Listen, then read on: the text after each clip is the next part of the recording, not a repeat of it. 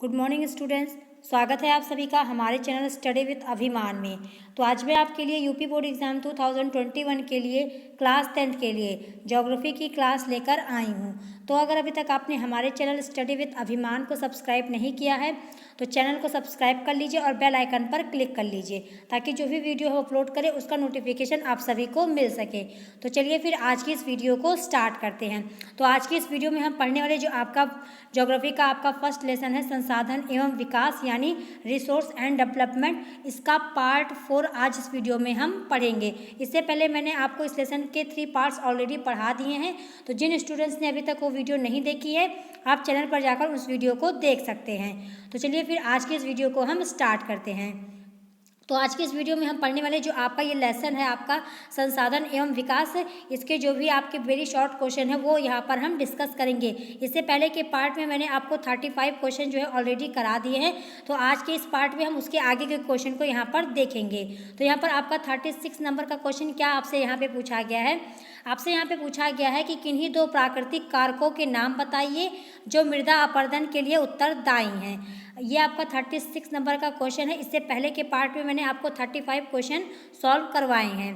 तो ये आपका 36 नंबर का क्वेश्चन है। इसमें आपसे पूछा गया है कि किन्हीं 2 प्राकृतिक कारकों के नाम बताइए जो मृदा अपरदन के लिए उत्तरदायी हैं, यानी मृदा अपरदन के लिए कौन से ऐसे जो प्राकृतिक आपके कारक हैं उनके नाम आपको यहाँ पर बताने हैं। तो आपका यहाँ पे इसका आंसर क्या हो जाएगा, आपका यहाँ पर इसका आंसर हो जाएगा पवन और हिम नदी मृदा अपरदन के लिए उत्तरदायी होते हैं। तो जो आपका पवन होता है और जो हिम नदी होती है वो आपका ये प्राकृतिक कारण है आपका मृदा अपरदन के लिए। तो यहाँ पर आपसे यही क्वेश्चन पूछा गया था कि मृदा अपरदन के लिए आपका 2 प्राकृतिक कारकों के नाम बताने थे जो मृदा अपरदन के लिए उत्तरदायी हैं। तो कौन कौन सा आपका यहाँ पर हो जाएगा इसका आंसर, आपका यहाँ पर हो जाएगा पवन और हिम नदी। तो जो पवन और हिम नदी है ये प्राकृतिक कारक है मृदा अपरदन के लिए। तो ये आपको यहाँ पर ध्यान रखना है। आपसे यहाँ पर 2 प्राकृतिक कारकों के नाम आपसे यहाँ पर पूछे गए थे। तो यहाँ पर ये आपका इसका आंसर हो जाएगा पवन और हिम नदी। अब चलिए देखते हैं आपसे अगला क्वेश्चन क्या पूछा गया है। अगला क्वेश्चन आपसे यहाँ पे पूछा गया कि पवन अपरदन क्या है। अब आपसे यहाँ पे पूछा गया है पवन अपरदन क्या है, यानी आपको यहाँ पर पवन अपरदन की डेफिनेशन बतानी है या पवन अपरदन आपका क्या होता है इसके बारे में आपको यहाँ पर बताना है।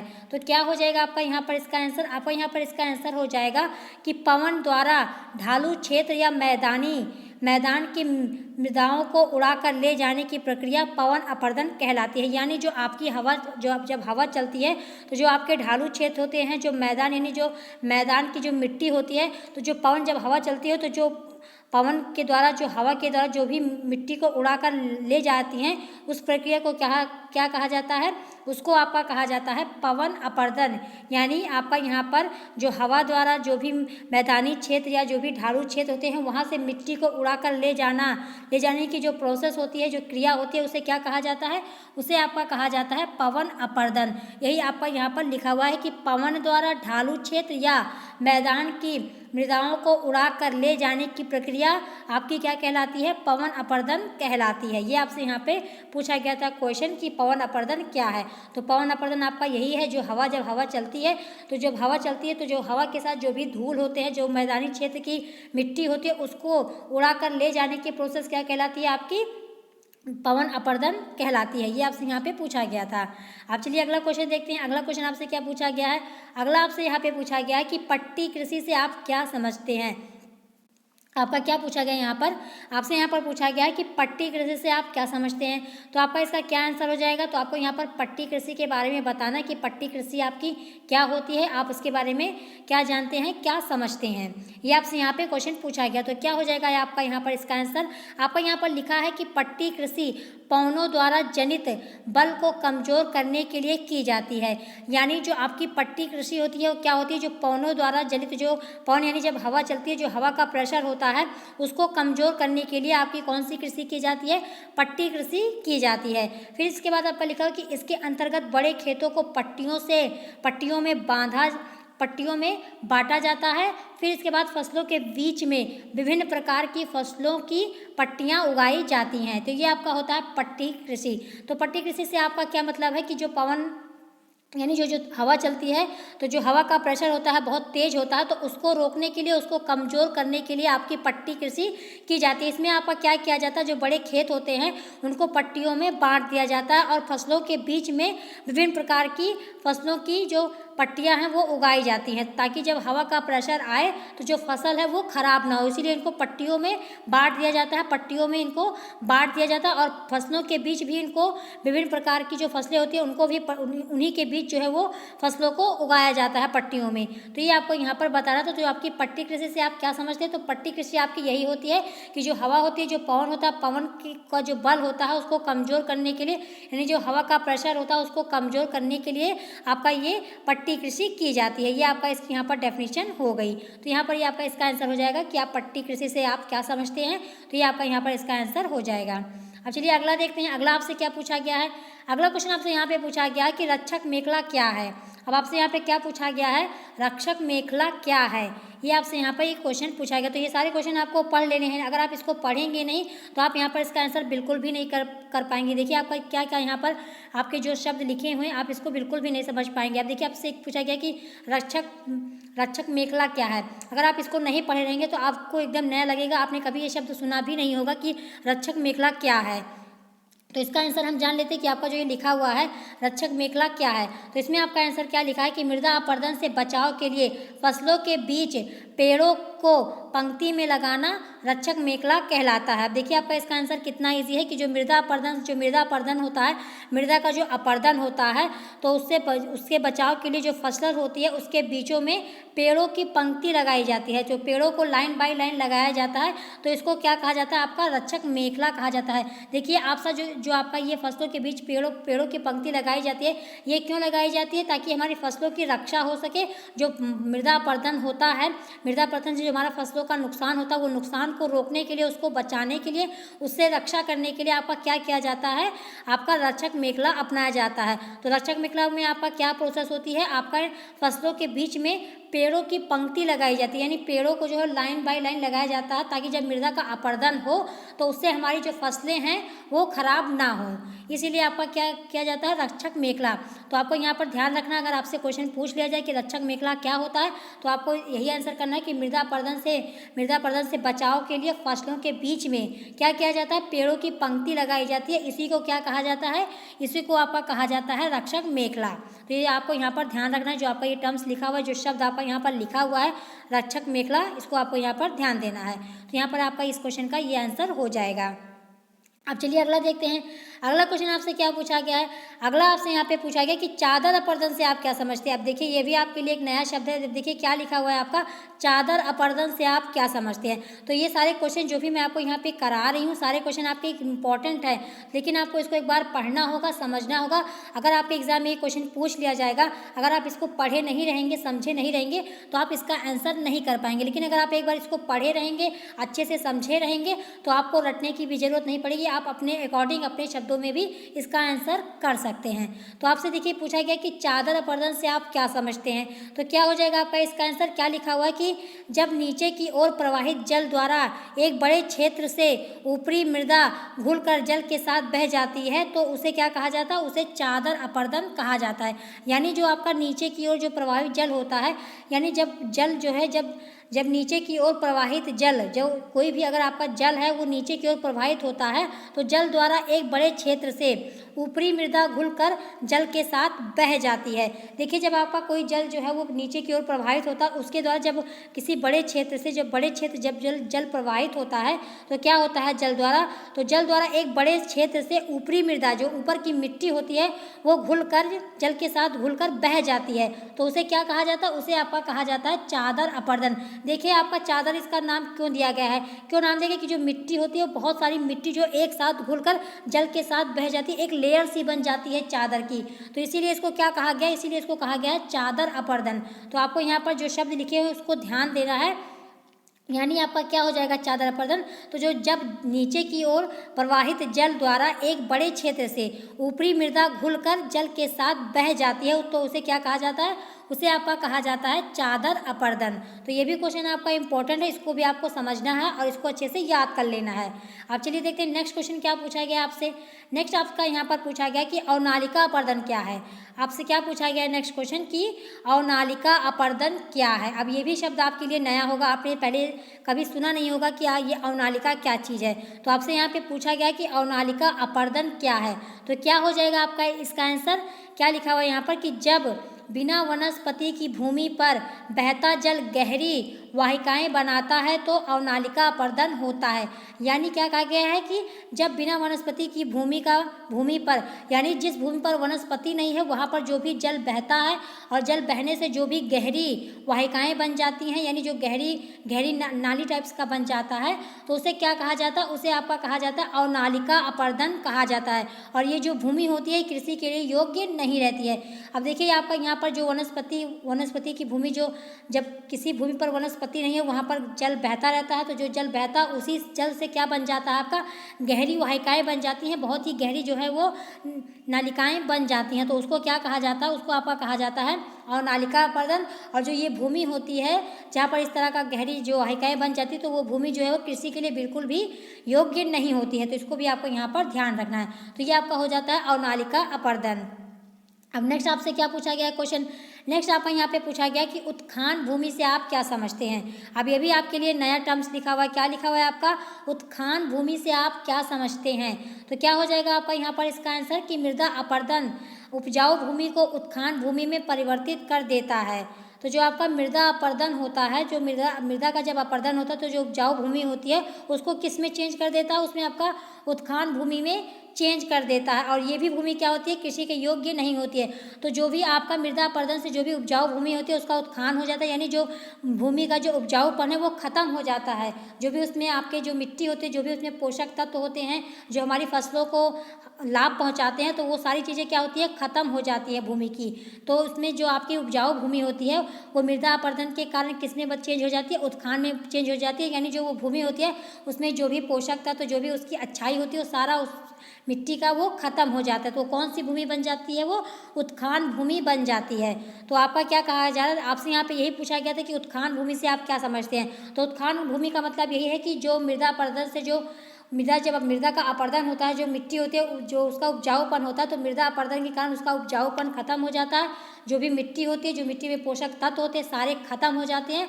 तो जो हमारी उपजाऊ भूमि होती है वो किस में चेंज हो जाती है, उत्खान भूमि में चेंज हो जाती है। यानी उसमें कोई भी आपका जो मिट्टी के जितने भी गुण थे, जितने भी उसमें उर्वरक थे सारे खत्म हो जाते हैं। तो इस भूमि को क्या कहते हैं, उत्खान भूमि उसको कहा जाता है। और ये भी भूमि जो होती है, जो उत्खान भूमि होती है, वो भी हमारी भूमि जो है कृषि के योग्य नहीं होती है। तो यही आपसे यहाँ पे पूछा गया था कि उत्खान भूमि से आप क्या समझते हैं। तो यहाँ पर ये आपका इसका आंसर हो जाएगा। अब चलिए अगला क्वेश्चन देखते हैं।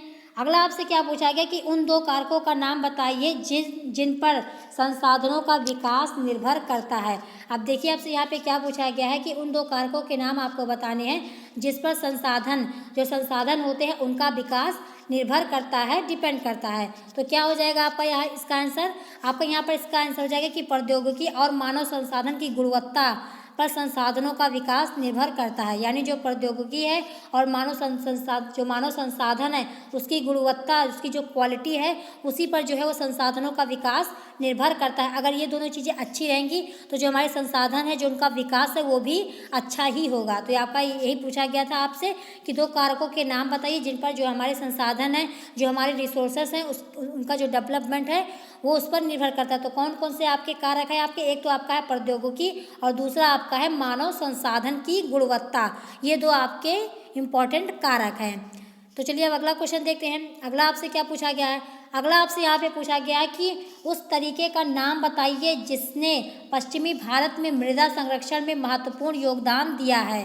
क्या पूछा गया आपसे यहाँ पे पूछा गया कि उस तरीके का नाम बताइए जिसने पश्चिमी भारत में मृदा संरक्षण में महत्वपूर्ण योगदान दिया है। तो क्या हो जाएगा आपका इसका आंसर? आपका यहाँ पर इसका आंसर हो जाएगा कि रक्षक मेखला, यानी जो रक्षक मेखला होता है, रक्षक मेखला से जो पश्चिमी भारत में मृदा संरक्षण में महत्वपूर्ण योगदान दिया। तो अभी आपको मैंने जो आपका रक्षक मेखला है उसके बारे में बताया कि मृदा अपरदन से बचाव के लिए फसलों के बीच क्या किया जाता है, पेड़ों की पंक्ति, जो पेड़ होते हैं फसलों के बीच में पेड़ों की पंक्ति लगाई जाती है, यानी पेड़ों को जो है वो फसलों के बीच में लाइन बाई लाइन लगाया जाता है। तो ये आपका क्या होता है, ये आपका कहलाता है रक्षक मेखला। तो जो पश्चिमी भारत है तो मृदा संरक्षण को जो मृदा संरक्षण है उसमें महत्वपूर्ण योगदान किसके द्वारा किया जाता है पश्चिमी भारत में, तो रक्षक मेखला के द्वारा किया जाता है। तो इसकी डेफिनेशन भी मैंने आपको बता दी है कि आपका रक्षक मेखला क्या होता है। तो यहाँ पर ये आपका इसका आंसर हो जाएगा। अब चलिए अगला क्वेश्चन देखते हैं। अगला आपसे यहाँ पे क्या पूछा गया है, अगला आपसे यहाँ पे पूछा गया कि मृदा के किन्हीं दो महत्वों का वर्णन कीजिए। क्या पूछा गया, जो मृदा है उसके दो महत्वों का वर्णन कीजिए, यानी मृदा जो है उसके दो महत्व क्या है, उसकी इंपॉर्टेंस क्या है, वो आपको यहाँ पर बतानी है। और ये क्वेश्चन देखिए आपके यूपी बोर्ड एग्जाम 2013 में पूछा भी गया है। तो चलिए इसका आंसर देख लेते हैं क्या हो जाएगा। तो जो मृदा है, मृदा के दो महत्व क्या है वो निम्नलिखित है। क्या बताया गया आपको, फर्स्ट आपको यहाँ पर बताया गया कि मृदा मनुष्य के जीवन का आधार है, इसके अभाव में मनुष्य का जीवन संभव नहीं है। यानी ऐसा क्यों कहा गया कि मृदा जो है मनुष्य के जीवन का आधार है? क्यों आधार है? क्योंकि मृदा ही है जिसमें हम अपनी फसलें उगाते हैं, फसलें बोई जाती हैं, और जो फसलें बोई जाती हैं उन्हीं से तो हमें भोजन मिलता है, उसी से तो हमें खाना मिलता है। जो किसान होते हैं उनका व्यापार चलता है, उनको पैसे मिलते हैं। तो मृदा जो है एक तरीके से मनुष्य के जीवन का आधार है, बेस है ये। अगर यही नहीं रहेगी तो हम जो किसान है वो कृषि कहाँ करेंगे, खेती कहाँ करेंगे, फसलें कहाँ उगाएंगे? अगर फसल नहीं उगेगी, अनाज नहीं पैदा होंगे तो मनुष्य खाएंगे क्या? अगर मनुष्य को खाना नहीं मिलेगा तो जीवित कैसे रहेंगे?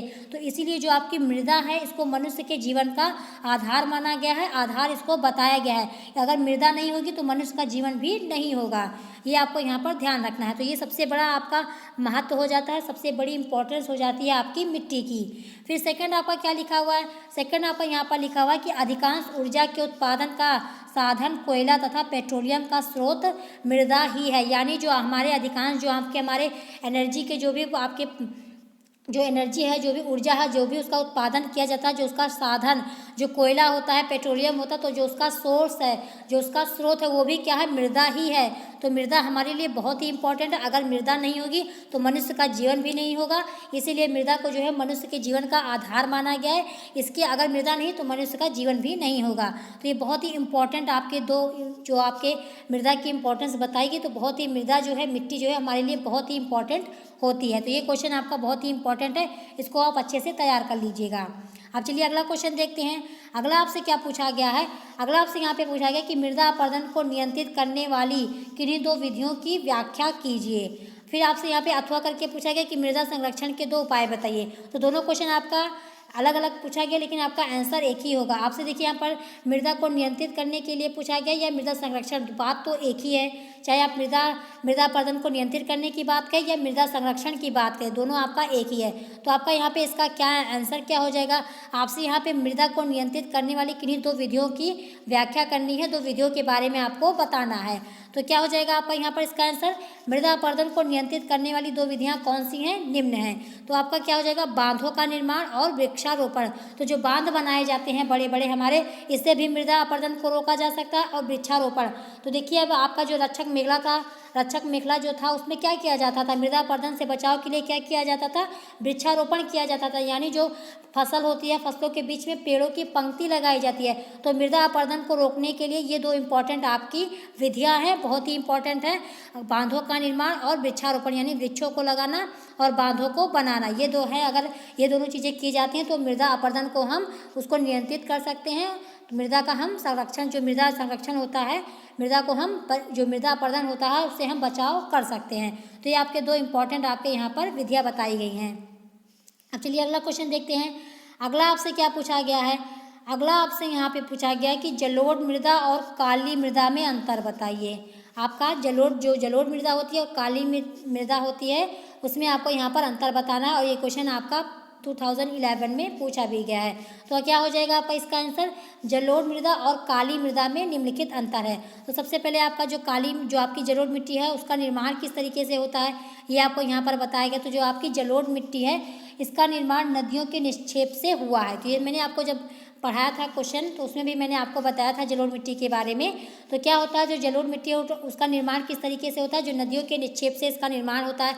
लेकिन जो आपकी काली मिट्टी होती है, इसका निर्माण कैसे होता है, इसका निर्माण जो है लावा शैलों के विखंडन से हुआ है। तो जो आपकी काली मिट्टी है, इसका किससे नहीं होती है, लावा जो आपकी ज्वालामुखी फूटते हैं उनके विखंडन से जो शैल होती है, जब ज्वालामुखी फूटता है तो बहुत सारे शैलें होती है, उनका विखंडन होता है। तो उनके विखंडन से जो है वो आपका काली मिट्टी जो है, जो काली मृदा है, उसका निर्माण होता है।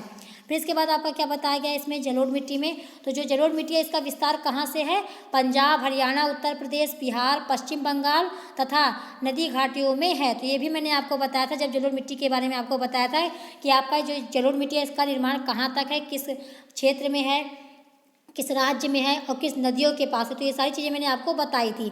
तो जो आपकी जलोढ़ मिट्टी है इसका निर्माण कहाँ पर है, देखिए किन किन राज्यों में है, पंजाब, हरियाणा, उत्तर प्रदेश, बिहार, पश्चिम बंगाल और साथ में जो नदी घाटी हैं उसके आसपास भी जो है हमारी जलोढ़ मिट्टी पाई जाती है। लेकिन जो आपकी काली मिट्टी है ये कहाँ पर पाई जाती है, तो जो आपकी काली मिट्टी है ये इसका जो विस्तार है वो मुख्य रूप से कहाँ पर है, दक्कन का जो पठार है वहाँ पर है। ये जो आपकी काली मिट्टी है ये किसी राज्य या किसी क्षेत्र, बहुत बड़े क्षेत्र में नहीं पाई जाती है।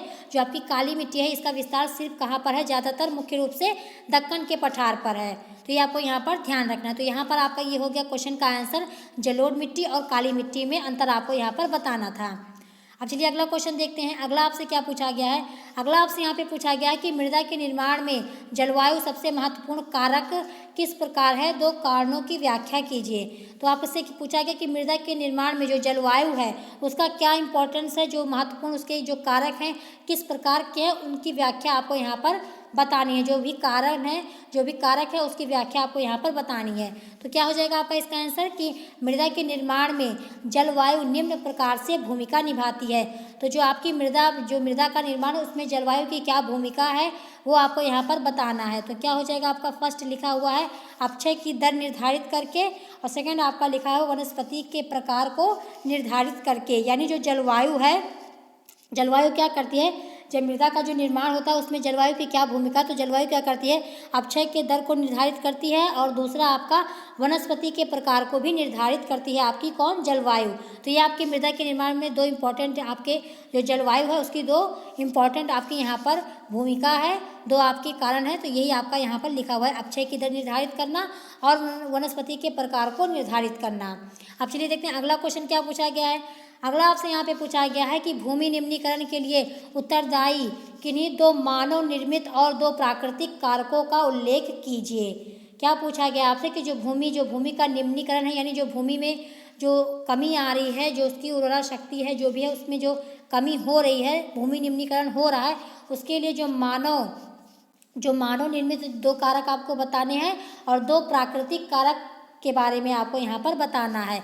फिर आपसे यहाँ पे अथवा करके भी पूछा गया ये क्वेश्चन कि भूमि क्षरण के किन्हीं दो कारणों का उल्लेख कीजिए। तो चाहे आप भूमि क्षरण कह लीजिए या आप भूमि निम्नीकरण कह लीजिए, बात तो एक ही है, नुकसान तो भूमि का ही हो रहा है ना। तो आपको शब्दों को पकड़ना है कि आप ये ना समझिए कि भूमि निम्नीकरण का मतलब अलग है, भूमि क्षरण का मतलब अलग है, दोनों का मतलब एक ही है। यहाँ पर नुकसान भूमि का ही हो रहा है, जो हमारी भूमि है, जो हमारी मिट्टी है, उसी के नुकसान के बारे में आपसे यहाँ पर पूछा जा रहा है। तो आपको यहाँ पे पूछा जा रहा है कि जो भूमि निम्नीकरण है या भूमि क्षरण है उसके लिए उत्तरदायी दो मानव निर्मित कारक और दो प्राकृतिक कारक के बारे में आपको बताना है। और ये क्वेश्चन देखिए आपका कितनी बार पूछा गया, आपका 2020 में भी पूछा गया है, 2011 और 2013 में भी पूछा गया है। तो आपका क्या इसका आंसर हो जाएगा, सबसे पहले आपको यहाँ पर बताना है मानव निर्मित कारक। तो मानव निर्मित कारक आपके कौन कौन से हैं, खनन, वनोन्मूलन और अति पशुचारण। तो जो आपके ये मानव निर्मित कारक है, खनन जो है वो मानव द्वारा ही किया जाता है, वनों का उन्मूलन भी जो है मानव के द्वारा ही किया जाता है, और अति पशुचारण यानी जो पशु होते हैं जो वो चरते हैं घास वगैरह भूमि की, तो ये भी मनुष्यों के द्वारा ही कराया जाता है। तो ये आपके हो गए मानव निर्मित कारक। अब आपका प्राकृतिक कारक कौन कौन से हैं, प्राकृतिक आपका लिखा हुआ है जलाक्रांता और पवन और बहता जल। क्या लिखा हुआ है, जलाक्रांतता और पवन लिखा है और बहता जल, तो ये भी आपके जो भूमि के क्षरण है, क्योंकि अगर देखिए आपका लिखा हुआ है पवन, अगर हवा जो है वो लगातार चलती रहेगी, तेज हवाएं जब चलती है तो जो मिट्टी होती है वो उड़कर इधर उधर हो जाती है, तो इससे भी जो है भूमि का क्षरण होता है, भूमि का नुकसान होता है। और बहता जल, तो बहता जल भी आपका जो भूमि है, भूमि की जो मिट्टी रहती है उसको बहा देती है, तो वहाँ की जो मिट्टी होती है वो वहाँ से हटने लगती है, और जो भी मिट्टी की उर्वरक शक्ति होती है वो सारी धीरे धीरे खत्म होने लगती है। तो ये आपके प्राकृतिक कारण हैं, जो आपका हवा का चलना ये भी आपका प्राकृतिक है, और बहता जल ये भी आपका प्राकृतिक ही है। तो ये आपके यहाँ पर हो गए भूमि क्षरण के दो मानव निर्मित कारक और आपके प्राकृतिक कारक, तो इसको आपको यहाँ पर ध्यान रखना है। अब चलिए अगला क्वेश्चन देखते हैं। अगला आपसे क्या पूछा गया है। अगला आपसे यहाँ पे पूछा गया कि मृदा संरक्षण में समोच्च जुताई किस प्रकार सहायता करती है। अब आपसे यहाँ पे समोच्च जो जुताई होती है उसके बारे में पूछा गया है। तो क्या होती है समोच्च जुताई, तो आपका लिखा हुआ है कि समोच्च जुताई से समानांतर रेखाओं के साथ हल चलाने से ढाल के साथ जल बहाव की गति कम हो जाती है। यानी जो आपकी समोच्च जुताई होती है उसमें क्या किया जाता है, इससे समानांतर रेखाओं के साथ हल चलाने से ढाल के साथ जल बहाव की गति कम हो जाती है। यानी जो आपका जुताई इसमें की जाती है तो इसमें जो हल चलाते हैं वो क्या करते हैं, समानांतर रेखाओं के साथ हल को चलाते हैं। इससे क्या होता है, इससे ढाल के साथ जो है जल के बहाव की जो गति होती है वो कम हो जाती है। ये आपका ये होता है समोच्च जुताई। अब चलिए अगला क्वेश्चन देखते हैं क्या पूछा गया है। अगला आपका यहाँ पर पूछा गया है कि राजस्थान जैसे राज्यों में भूमि निम्नीकरण को रोकने के लिए कौन सा उपाय प्रभावी होगा। अब क्या पूछा गया आपसे यहाँ पर, आपसे यहाँ पे पूछा गया है कि राजस्थान, जो आपका राजस्थान जैसे राज्य हैं उनमें भूमि निम्नीकरण यानी जो भूमि का क्षरण होता है उसको रोकने के लिए कौन से उपाय आपके प्रभावी हैं, ये आपसे यहाँ पर पूछा गया है। तो क्या हो जाएगा आपका यहाँ पर इसका आंसर, आपका यहाँ पर लिखा हुआ है कि अति चराई पर नियंत्रण करके और रेतीले टीलों को स्थिर करने के लिए पौधों की रक्षक मेखला लगाकर राजस्थान जैसे राज्यों में भूमि निम्नीकरण को रोका जा सकता है। क्या पूछा गया आपसे, आपसे यहाँ पे पूछा गया है कि जो राजस्थान जैसे राज्यों में यानी जो यहाँ पर जो भूमि निम्नीकरण होता है यानी जो भूमि का क्षरण होता है उसको रोकने के लिए कौन सा उपाय प्रभावी होगा। तो देखिए यहाँ पर भी आपको रक्षक मेखला के बारे में बताया गया है। आपका क्या बताया गया है इसमें कि अति चराई पर नियंत्रण, यानी जो पशुओं द्वारा भूमि को अधिक मात्रा में चरा जाता तो उस पर नियंत्रण किया जाए, और साथ ही जो रेतीले टीले हैं उनको स्थिर किया जाए। जो रेतीले टीले हैं उनको स्थिर करने के लिए क्या किया जाए, जो पौधों की रक्षक मेखला लगाई जाए, यानी पौधों की एक पंक्ति बनाई जाए, तो जो रेतीले टीले हैं वो भी स्थिर हो जाएंगे। तो ऐसा करेंगे तो जो राजस्थान जैसे राज्यों की भूमि है उसमें जो भूमि का निम्नीकरण हो रहा है, जो भूमि का क्षरण हो रहा है उसको रोका जा सकता है। तो यहाँ पर ये आपका इस क्वेश्चन का आंसर हो गया। तो ये आपका जो क्वेश्चन है आपका ये लास्ट क्वेश्चन था इसका। तो इसी के साथ आपके जो ये लेसन है आपका संसाधन एवं विकास, इसके जितने भी इंपॉर्टेंट आपके वेरी शॉर्ट क्वेश्चन थे सारे क्वेश्चन मैंने आपको यहाँ पर करा दिए हैं, अच्छे से समझा दिए हैं। आई होप आप लोग इस क्वेश्चन को, जितने भी क्वेश्चन मैंने आपको कराए हैं सारे क्वेश्चन आप अच्छे से समझ गए होंगे। तो इन सारे क्वेश्चन को आपको अच्छे से समझ लेना है, अच्छे से तैयार कर लेना है, ताकि अगर आपके एग्जाम में क्वेश्चन पूछे जाए तो आपको कोई भी प्रॉब्लम ना हो। तो अगर आज की इस वीडियो में आपको कोई क्वेश्चन को लेकर आपका कोई डाउट हो या कोई क्वेश्चन हो तो आप कमेंट सेक्शन में पूछ सकते हैं। और अगर आज की वीडियो आप सबको पसंद आई हो तो वीडियो को लाइक करना, शेयर करना और हमारे चैनल स्टडी विद अभिमान को सब्सक्राइब करना मत भूलिएगा। तो आज की वीडियो में इतना ही। Thanks for watching.